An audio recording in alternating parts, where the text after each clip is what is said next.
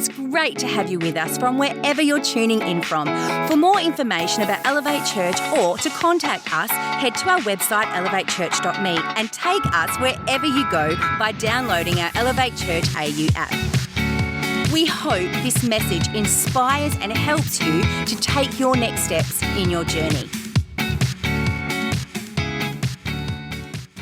So one of my favorite cities in the world is the beautiful city of Rome, the eternal city. And my wife and I, we've had the good fortune to go there on many occasions, which, by the way, before you get too impressed, my wife is full-blooded Italian and she has family scattered all across Italy, which means when we go there, it's free food and free accommodation. In fact, it's actually cheaper for us to spend 4 weeks in Italy than 4 weeks in Busselton here in Western Australia.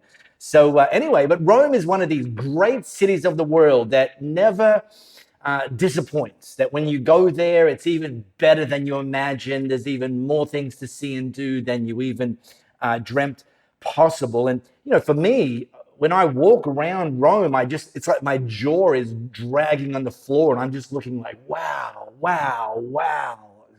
incredible. And, you know, when I talk to people who are going to Rome for the first time, I say, listen, go to the big tourist attractions because they literally are the big tourist attractions because they're so incredible. You know, go to the Colosseum, suffer the lines, it doesn't matter. You know, go to the Trevi Fountain, go to the Vatican and the Sistine Chapel. And, you know, and look, when you go to Rome, there is an underground metropolitan system, but I tell people don't take that.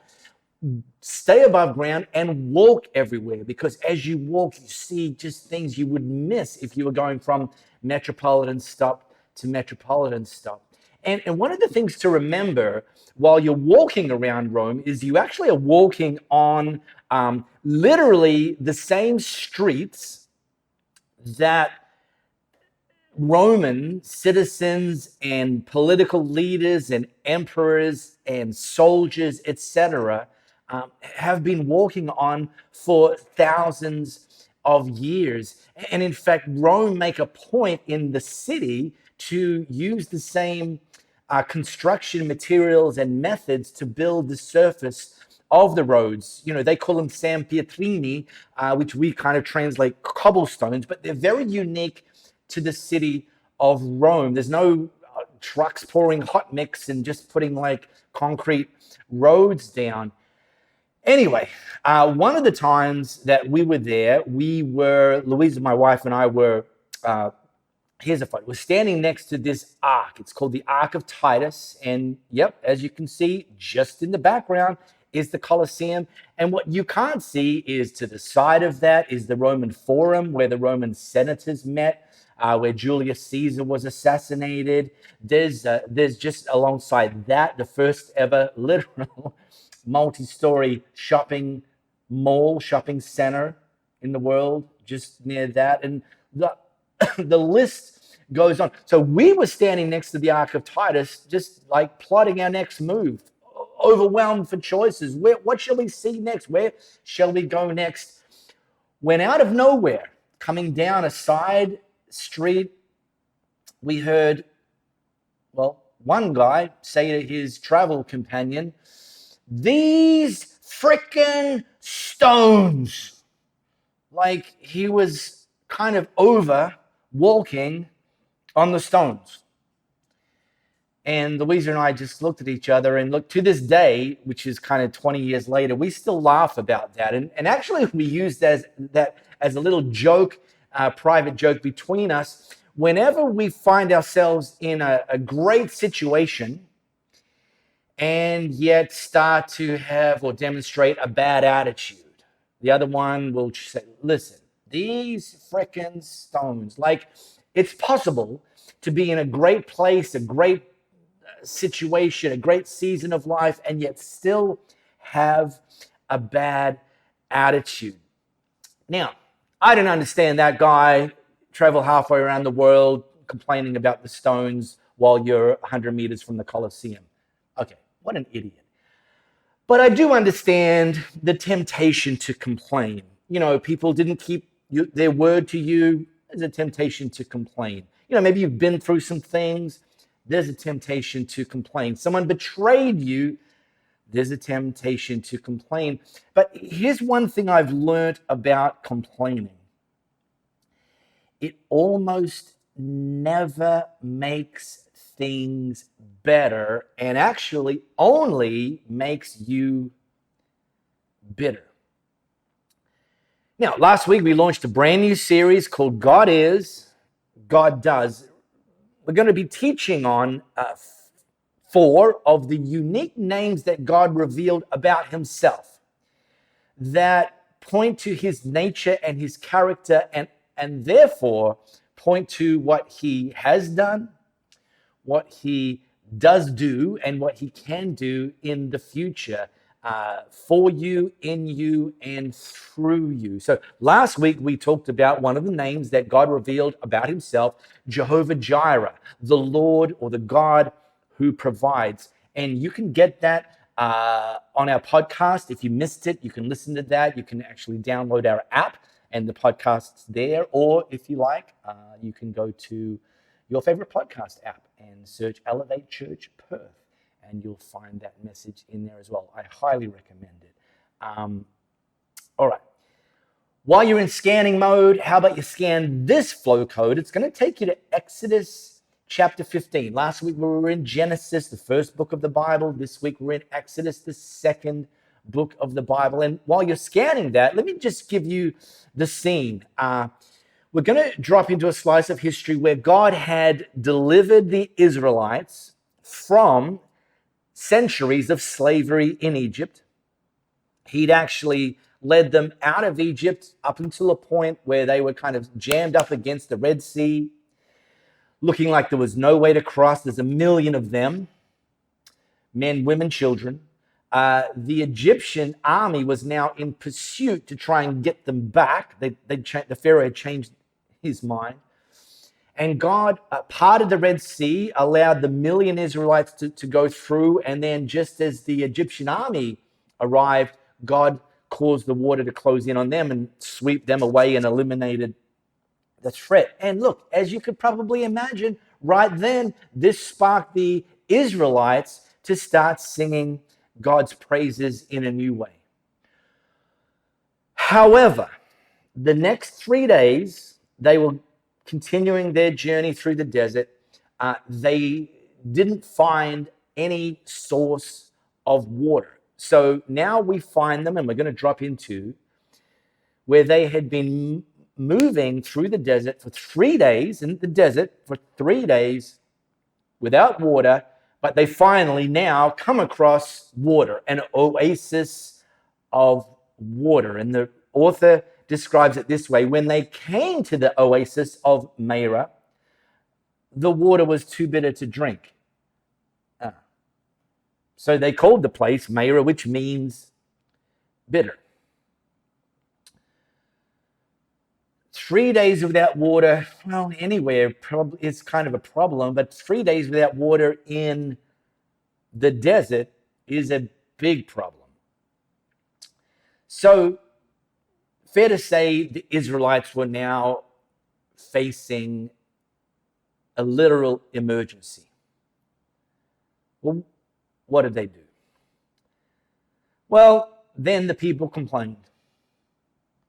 And they turned against Moses. What are we going to drink? They demanded. So Moses cried out to the Lord for help. And the Lord showed him a piece of wood.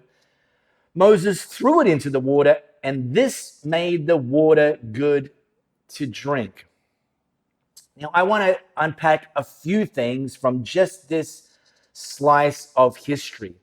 First of all, last week, we came across Abraham and his use of the word worship, which was the first time we read the word worship in the Bible. Well, now we come across the word complain or complaining, and this is the first time we see the word complain in the Bible. And who are they complaining to or complaining about? The leader. So, turns out that's not a new thing. Been going a long time. But ultimately, whilst they were complaining to Moses about Moses, they were ultimately complaining about God and questioning his provision in their life. And we're going to see we're not going to see today. If you continue to read for yourself, you will see that they are recorded as complaining another 15 times. And remember, these are the people that God just did this phenomenal miracle of parting the Red Sea and allowing them to escape the pursuing Egyptian army. 3 days later, they're kind of losing the plot. So let me double click on 3 things. First of all, let's talk about this idea of complaining. The original Hebrew word is murmur, which we would describe as onomatopoeic. Like it sounds like it means like it sounds. Murmur, murmur, murmur, murmur, murmur, murmur, murmur. How many of you know somebody at work, when they arrive for the day, it begins? Murmur, murmur, murmur, murmur. How many of you have a friend like that? Maybe a family member like that. Maybe that's you when you're stuck in traffic. So first of all, there's this thing of complaining, and I'm going to come back to that in a second because there's a very cautionary tale that we need to understand when it comes to complaining. Secondly, they complained to Moses, and kind of about Moses, but they complained to Moses, and yet Moses then did what they could have done themselves. He just prayed to God for a solution. Like the people could have done that, but instead of praying to God, they complained to Moses. And while the Israelites were acting like a group of entitled brats, Moses was used by God to see the water turn from bitter to better. And I just want to flag, and we'll come back to this, God can do the same thing in your life. He can turn bitter to better if you turn to him. All right. Now, there's a third thing, the issue of the wood. So we've talked about complaining. We've had a look at the idea of praying to God instead of complaining to Moses. But really, when we're faced with these challenging circumstances, which we will be in life, we have a choice to make. Do we want to venture down the bitter path, or do we want to venture down the better path? Because venturing down the bitter path kind of looks like this. Yes, it starts with complaining. Something happens you don't like. Something happens you'd rather didn't happen. Somebody, disappointment, hurt, all the things. And you can choose to just, like default, start complaining about them. Well, let me warn you. God ultimately came down hard on the Israelites for their habit of complaining. You're like, why? Well, I'll tell you why. Because they were ultimately calling into question God's goodness and God's provision. Now, when we start complaining, it actually strikes a root of bitterness in our hearts, which, as if we continue complaining and don't go to God, that root will grow deeper, and ultimately it will start producing fruit, but not the good sort of fruit. It will ultimately produce rotten fruit, bad fruit, bitter fruit in our lives. And then ultimately, finally, it'll lead to rebellion. I mean, this word in the original Hebrew for bitter could actually be translated to rebel. This idea that you're questioning God's goodness. Why did God let this happen to me? God's obviously not doing his job. And we can start to harden our hearts and live out as bitter people. But there's a better path, and we can choose, instead of starting with complaining, we can choose to start with praying like Moses did. Make prayer your first response, not your last resort. And when your kids act out, pray for peace and self-restraint. When the supermarket prices go up, pray for provision. When you're stuck in traffic, pray for patience. When people say bad things about you, pray for protection. When you're facing a seemingly impossible situation, pray for wisdom. When you feel like life's too much for you, pray to God's Holy Spirit for strength. Pray like Moses did, because God is good and God is powerful. Now, as you start to pray instead of complain, you'll start to see things differently. You'll start to see things in life as a blessing, and gratitude will start to become your default setting. Just today, let me tell you about how great my day has been so far and how grateful I am for my day so far. This morning, I woke up. So that's a good start. Beats the alternative. I woke up in a bed. That was pretty cool. I was grateful for that. This bed that I woke up in was in a room with walls and a roof over it. I was grateful for that. I then went up to turn on my coffee machine. I was grateful that I have a coffee machine. I used a flushing toilet. I'm not expecting you to over visualize that, but the point is there's a lot of people around the world don't have access to a flushing toilet. So I was grateful for that. I had a shower with clean, hot water. I was grateful for that. What an incredible day I was having, and it was only 7 a.m.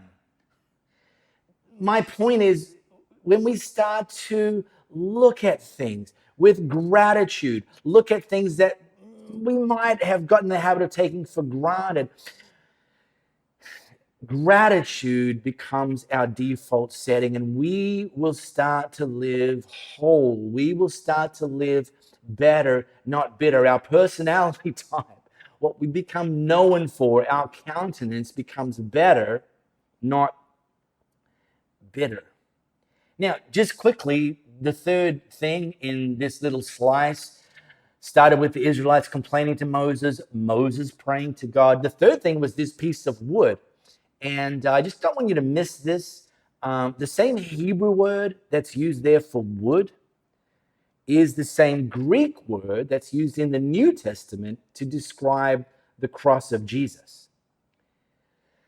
God used a piece of wood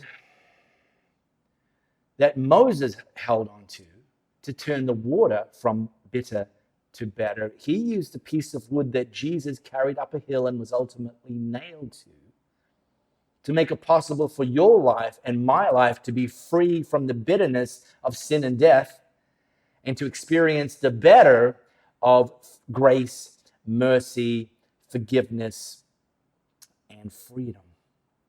All right. The writer continues, it was there at Merah, they call the place bitter, that the Lord set before them the following decree as a standard to test their faithfulness to him. Another test. We looked at one last week. God said, if, meaning like this is what I want you to do, if you will listen carefully to the voice of the Lord your God and do what is right in his sight, obeying his commands and keeping all of his decrees, then I will not make you suffer any of the diseases I sent the Egyptians. The 10 plagues makes COVID look like nothing. For, and this is where God reveals another name of himself, I am the Lord who heals you, which we translate, or the Hebrew translation, and we use this phrase, Jehovah Rapha, the God who heals. And in revealing this name, God's revealing something specific about his nature, his character, and ultimately his ability and willingness to do things. He can reclaim what was lost. He can restore what was broken. He can return what the enemy has stolen, and he can bring new life to those areas in your life that feel dead. He can move you from a bitter place to a better place. But there's a clue right at the top. God says, if you do this, then I will do this. And the you, the me, the we, if we do this is listen carefully to the voice of the Lord your God and do what is right in his sight. I would contend, and my experience in my own life and in leading people in the church space for over 30 years is the more you listen and obey God, typically the less you suffer. Not that you won't suffer, but you will typically start to avoid unnecessary pain, self-inflicted wounds from poor choices, relational turmoil through unwise words and actions, a life limited by self-reliance. And here's the deal. You've probably noticed this. There's a lot of voices around us right now competing for our attention, and they're not all bad. But my pro tip is don't make any of them above the voice of God, because being healed from God often starts with hearing God. So let me finish with this. We're big fans of the Bible app. If you've got a smart device, smartphone, tablet, you can use the Bible app. It's free to download, and there's things like the verse of the day on the landing page. We're big fans of the Bible plans. And if you haven't already, you can scan this QR code. It'll take you to a section of the Bible app. Now, you have to first have downloaded and installed the Bible app. Once you've done that, scan this QR code. It'll take you to a section called My Church, where you can actually set Elevate Church as your church. And then every Monday, the beginning of each week, we post up a featured Bible plan linked to the topic that we've taught over the weekend. So after this goes live, depending on when you're tuning in, when you're joining in, there will be or be about to be a featured plan in that My Church section around the big and important revelation that God is Jehovah Rapha, the God who heals. I do those plans. I get a lot out of them. Our team, our leaders, more and more people in our church, more and more people in our online community are taking advantage of this incredible free resource. So I encourage you to do that as well. All right. Look forward to continuing this series with you and having you join us for that. We really hope you got a lot out of this message. If you live in the Perth area, we'd love for you to join one of our live experiences. For times and directions, as well as information, head to our website, elevatechurch.me. For those of you beyond the Perth area, we'd love for you to connect with our online experience, which premieres every Sunday via YouTube and Facebook Live, and on demand immediately after. And to partner with us to reach more people by giving financially, head to our website, elevatechurch.me, and also download our Elevate Church AU app.